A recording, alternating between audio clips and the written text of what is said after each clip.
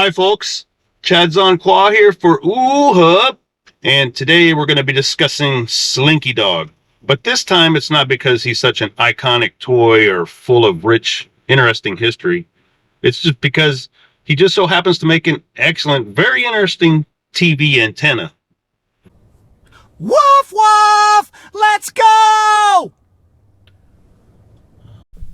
Now, before we go on, I do anticipate that there will probably be someone out there who says, yeah, well, that thing can't pick up as many stations as my X49,000 mounted on my roof. Yeah, well, of course not. This is an indoor TV antenna. So, yeah, if you live out in the country or on a farm or some other place that's far from the TV broadcast towers, this is not going to work for you. But it should work for most people, and a lot of people don't want to mount an antenna on their roof, or they can't because they live in an apartment or don't own their home. Regardless of that, most people who live in or near a city don't need an outdoor antenna, and you probably won't be able to get any more stations with such outdoor antenna. So, what is the Slinky Dog antenna? The Slinky Dog antenna is a repurposed articulating reflector antenna that uses the classic iconic Slinky Dog toy. We'll discuss what a reflector antenna is later. But first, let's examine the Slinky itself. A Slinky is essentially a coil. Coils are highly effective at receiving signals because concentrating a wire into loops multiplies its exposure to passing electromagnetic waves. Now, the idea of using a Slinky as an antenna is nothing new. Those who use Slinkies as an antenna are primarily ham radio operators. They've been using them very effectively as antennas for decades. Slinkies are also great for shortwave radio receiving. Some people used to use Slinkies as antennas for TV reception until 2009. That's when the FCC required television stations to exclusively broadcast in digital format. That changed the way your TV receives signals. And that caused Slinkies, in the manner that they were being used at the time, to no longer be effective for TV reception. First discovered by Michael Faraday and later refined by Nikola Tesla, coils are such a powerful electromagnetism concept that they can not only receive and broadcast signals, but also electricity itself. In the Slinky Dog, there's two different types of coils, the Slinky itself and then the tail, which is primarily a compression spring. But towards the tip of the tail, it becomes more of an extension spring. There just so happens to be enough distance between the tail and the body, whereby there won't cause significant interference, but still benefit from reflecting signals. Most reflector antennas are fixed and rigid, but the Slinky Dog is highly articulating to situate the antenna in a more optimal position to receive signals. If you examine the Slinky Dog, you can see that you can move it all around and position it in various ways. You can raise him by his tail and pretty much put him in pretty much any position that a dog can be in. And don't forget that his tail does move and he can walk up and down stairs. So, what exactly is a reflector antenna? Well, a great example of a reflector antenna is a satellite dish antenna. The big mass of the satellite dish is all for reflector purposes. It doesn't actually take signals directly. There's no electrical connection from the dish to the receiving port. It simply gathers and reflects signals to the feed horn. The feed horn is actually the component that takes the focus signal from the dish and directs it to the LNB receiving port for amplification and frequency conversion. And the general concept of using the Slinky Dog is much the same. The metal of the Slinky Dog, neither in its body of the Slinky or the spring in its tail, connects to your TV's antenna port. It is passively reflective to the dual band antenna that passes through the Slinky Dog. So, the Slinky Dog concept does not function in the same manner as the method of connecting a Slinky, rather directly to the antenna port that was popular in the 90s and before the FCC mandated digital broadcasts. Next, let's examine the concept of dual-band antennas. Dual-band antennas combine elements for both VHF and UHF frequency ranges, ensuring reliable reception of local channels, HD broadcasts, and digital TV signals. To begin to demonstrate this concept, let's open and break down this dual-band window antenna. When we pry it open, we can see that it has loops, which are more for UHF frequencies, and then also some dipole-like designs, which are linear lines more for VHF frequencies. Yet even though it has the linear straight line designs included, the circuit doesn't break, and the linear line designs are integrated into the loop design. To be clear, in this conventional indoor TV antenna, the two extendable shafts are the VHF antenna, otherwise known as dipoles, and the center loop antenna is the UHF antenna. They usually connected separately to the UHF and VHF terminals on older TVs. Now let's take a look at this very popular magnetic mount dual band antenna. Even though it is a dual band antenna, it does have a split in connection. For example, when I unplug this antenna shaft, you can see that it only has a glitch but continues to receive the signal. That's because this is a UHF channel that it's tuned into.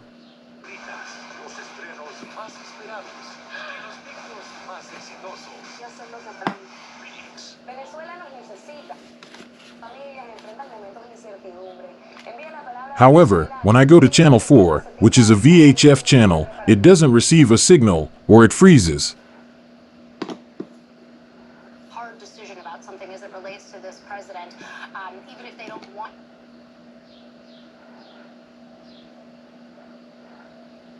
Give him high deference, right? A short time ago, we saw. By the way, this antenna found a fairly impressive 36 channels after a channel scan without any particular optimized placement. Not as good as the Slinky Dog, but not bad. So, let's have a look at what powers this antenna.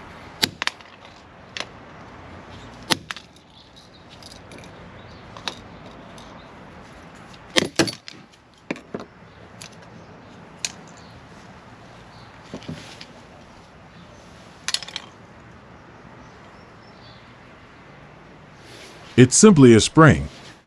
It's an extension spring, not quite the same as the Slinky Dog's tail, which is more of a compression spring. That's primarily what powers this $35 antenna. To be fair, the coil length on this spring is probably designed with a meticulous diameter and specific length of coil wire. Now let's examine this base. When we pry or peel off the bottom, we can see this little magnet here. And simply some kind of little flat round dish, which appears to be its UHF antenna. So why does it function fairly well with such simple components? Could it be the magnet? Not exactly, but with more research, we found that a magnetic mount on a large metal surface absolutely acts as a ground plane. The metal base forms the lower half of your antenna system. It reflects signals upward. This makes your TV antenna catch more signal. Thus, it does act very much as a reflector antenna, leeching off of an already existing metal structure. In this case, it was the door of the freezer that this testing was temporarily on. So now that you know some of the basics of antenna design and the concepts behind the why of the Slinky Dog antenna, let's get on into making the Slinky Dog antenna. Now, you should make a note of this web address at www.uhub.com/slinky-dog-antenna. This page has all of the reference materials and extra information that you might need to accompany you in making the Slinky Dog antenna, with additional relevant information. The first thing you'll need, obviously, is a Slinky Dog toy. But why are they priced differently? Why are some priced around $20, but others more than twice that amount? What's the difference? When you look at both of these Slinky Dogs, there appears to be no difference. But look again. Upon more examination, you'll notice the speaker on this dog to the right. That's because this dog talks, and there's a push button to make it talk. In the Slinky Dog antenna project, you do not want the more expensive dog that talks. The speaker and other components and such will only get in the way. So again, we recommend going to uhub.com/slinky-dog-antenna for the optimal parts list. In unboxing the Slinky Dog, you'll find this certificate of authenticity, relating that it has been recreated in authentic detail down to his quirky leash. Since the leash was designed to be on a toy, they had to make the leash shorter to comply with federal safety regulations. Since we are repurposing this toy to be an antenna, such leash will be removed and substituted with wires and feigned to be the leash for decorative purposes. One of the first things you might notice on the Slinky Dog is that it has a retractable string stop that only lets it open so far. The reason for that is because when kids pull it, it helps it look like he's walking, whereas if he didn't have the string stop, he might pull open too far and get disconfigured. That obviously won't be necessary and will be removed in this antenna project. Now, you may be tempted to try to pry open the dog's back portion. We're going to show you why that's probably not a good idea and why it won't be necessary or even preferable. I was first introduced to why this was a bad idea when I was watching another YouTube video. In that video, the author was taking apart a Slinky Dog, but for another reason. This was a professional modeler that was trying to recreate it on a 3D printer. This was a guy that does that kind of stuff all the time. It was difficult for him, and he even had to admit that he had to force it open. We found it to be every bit as difficult as well. There's definitely a chance that you could crack the plastic while prying on it, and nearly certain that you will leave pry marks on it no matter how careful you are. Nonetheless, it is good to have a look at the inside of his back portion to see how it's assembled inside. We took it apart so that you don't have to. In this scene, I'm drilling into his buttocks because I was going to try to push a pick into and through the inside to help push it open. That didn't work either, but it's good to see the resilience of the plastic that you'll be drilling into later. It also provided a good reference point to see when we open it up.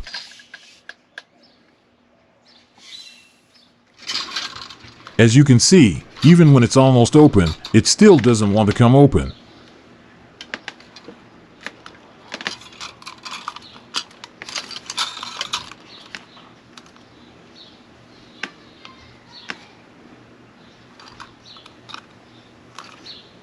Anyways, here it is finally opened up. It is good for you to see a perspective inside the back portion of the dog, from the front and back sides thereof. And this circle indentation here is the inside where the tail fastens from the outside, and where you'll be drilling into from the outside through the spring tail later.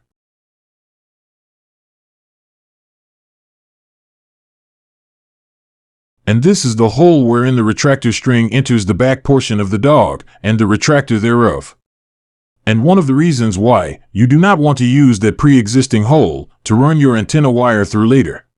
Here's yet another perspective of the back half held up to sunlight, and here's the hole where I drilled from earlier. But you won't need to do any of what we just did. We made it relatively easy for you since now you've seen the inner perspective and why you probably shouldn't even disassemble it like that to begin with. So, the first thing you might want to do is take off the tip of his tail. I first thought you had to pry it off. Then I learned that it's simply screwed on. Counterclockwise unscrews it.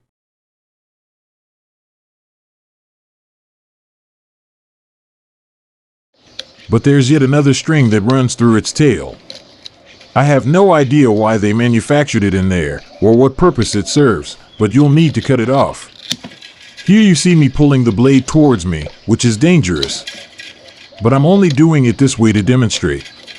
If I had it to do over again, I would just use a sharp pair of scissors.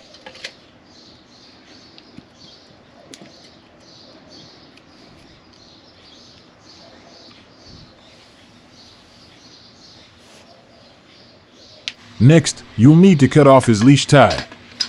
It actually cuts pretty easy, and you can just use a pair of wire cutters to cut it off. Later, you can use this pre-existing hole, but make it wider by drilling it out further to run one of your antenna wires through it.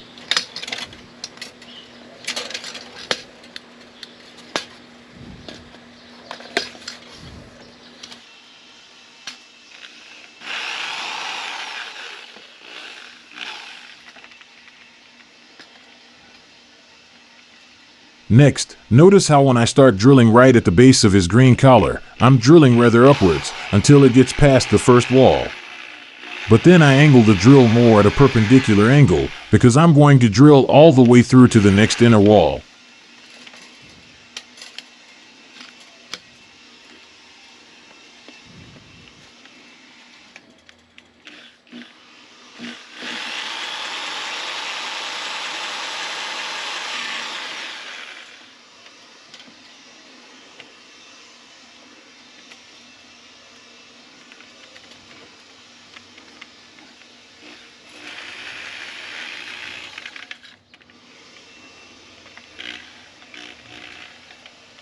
I also drill all the way through the next inner wall of the leash hole that I made wider previously, because I'll need 2 holes for the antenna wire that I'll run through the dog later.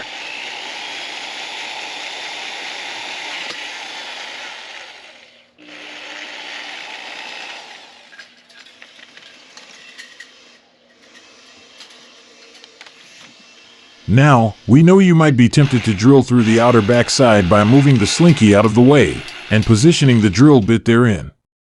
We don't recommend this because you will likely damage the slinky like we did on our first attempt. It bends the slinky too much out of shape.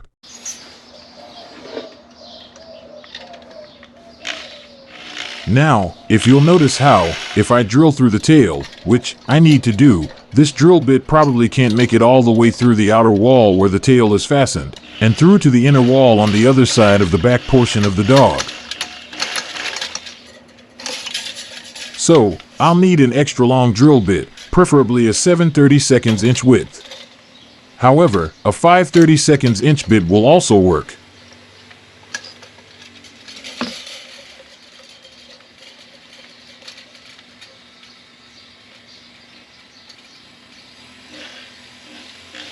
When I drill the lower hole, I need to be careful not to drill it too low where the string retractor is located, that we showed you is located internally earlier. I drilled this hole a little too low. I would have liked it to be just a bit higher, but that's okay. This can work.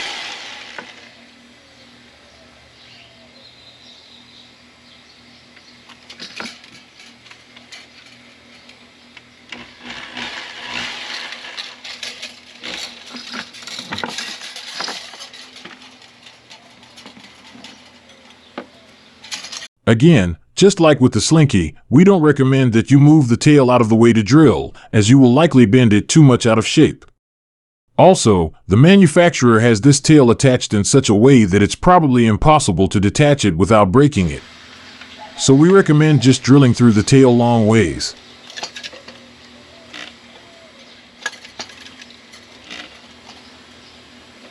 You will, however, need to drill 2 holes on both sides of where the spring of the tail attaches to the back end of the buttocks of the dog.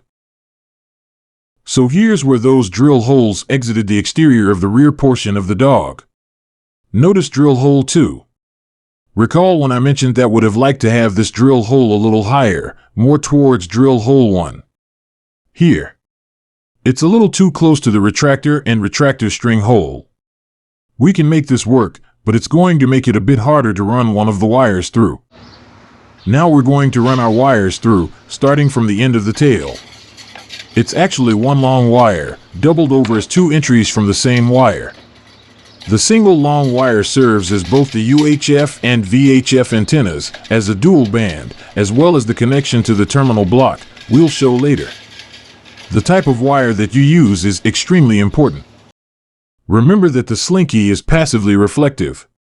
Thus, signals need to make it through to the actual receiving antenna, in this case the wires running through it, but also reflected inwards. In order for the slinky to serve its reflector purpose, the receiving material needs to be more efficient at receiving signals. The Slinky Dog slinky is made of steel, which can catch signals. Better is aluminum. But even better than that is copper. Thus, we recommend solid copper core 12 gauge wire. Though 10 gauge will probably also work. In any case, solid copper wire is best for this project. You will probably need at least 7 feet of a single length wire. Why? Because you'll need the same wire doubled over, and then it has to make it through 3 sections. The UHF enhancer and tail, the slinky body section, and the neck and extension section. The exact length is something you'll have to figure out according to your locality and connection extension length. We'll help you figure that out at our web link previously mentioned. Now this part here is undoubtedly probably the hardest part of the project, and making the Slinky Dog antenna. Getting the second wire through the tail end, and then all the way through to the other side of the dog and out through his neck. It might look and feel like this second wire isn't going to make it through the end of the tail. It seems too tight, and like it won't fit. It is somewhat difficult, but with persistence, you'll get it. If you use the wire we recommend on our previously mentioned web link, it will. Make it through.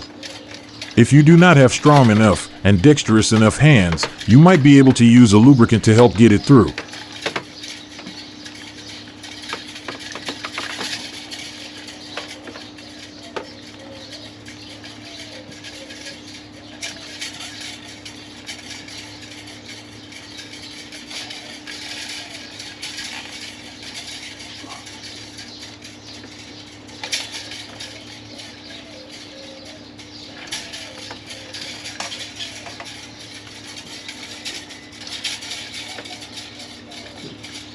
Another thing that would help is if you used a 7/32 inch drill bit when you drilled your holes. Though a 5/32 inch drill bit is wide enough for the wire to make it through, the wider holes will help. It's going to be a lot of fishing and prodding for the holes, but with persistence you'll get it in and through to where you'll need it. Once you have your wires all the way through the dog, you can shape his UHF enhancer portion into a more symmetrical circle. You can use something round to shape it. There are a few different theories on what the exact diameter of such circle should be. I wouldn't get too carried away with the fuzzy math involved to make it perfect. We didn't, and we were able to receive all of the channels in our area. If you get the terminal block that we recommend, it comes with these little attachment prong connectors that you can attach to the end of your exposed wire tips.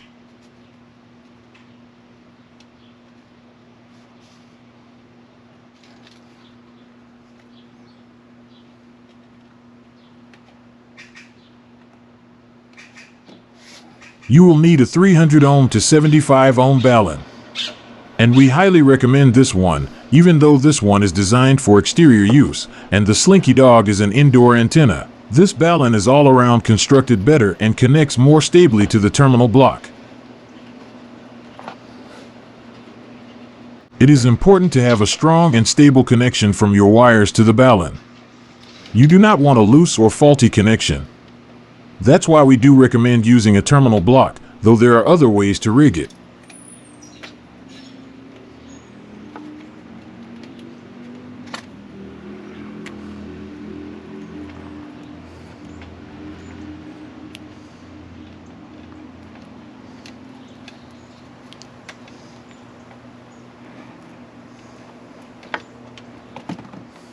As with most quality indoor antennas, we recommend an HDTV antenna amplifier. This one here has a low gain and high gain switch and comes in either black or white color. So you would connect this from your balun and then to your TV's antenna input with coaxial cable. We're not going to get much into tuning your Slinky Dog antenna in this video, but I just wanted to quickly show you that if you needed to angle your dog to pick up a certain station, you could potentially use these creative floating shelves to make your dog visually articulate to that direction, like he's stepping up or downstairs. I also left this gray shaft in the background, just so you can see the wires contrasted for the moment. Now I'm ready to do my first channel scan with the Slinky Dog. You will always need to do a channel scan whenever you change or make significant changes to any antenna. There is no optimized placement here on the Slinky Dog yet. It is a random angle. Keep in mind this is an older TV that I'm just using for temporary testing. It does not pick up next-gen TV stations which use the ATSC 3.0 broadcasting standard. These are all purely conventional local TV stations that it found. Also note that it is receiving great reception on these VHF stations, which conventional wisdom says shouldn't be happening since it is essentially a single circuit returning wire that is the actual conducting antenna herein. I found this station to give me some pixelation, so I adjusted the angle and extended the body section of the dog to fine-tune it.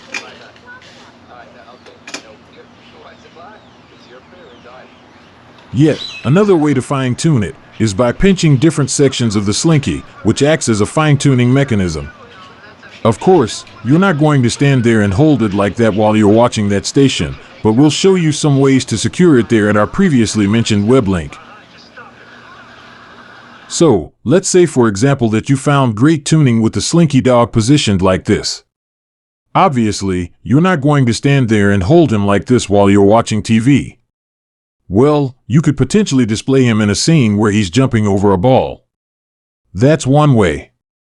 And here's a different angle with a similar concept. So, you can just find the best angle for signal reception, and then it's up to you to find a unique creative way to display him at that angle. I personally just ended up displaying him rather plain Jane on top of the TV. And then I displayed his certificate of authenticity alongside him.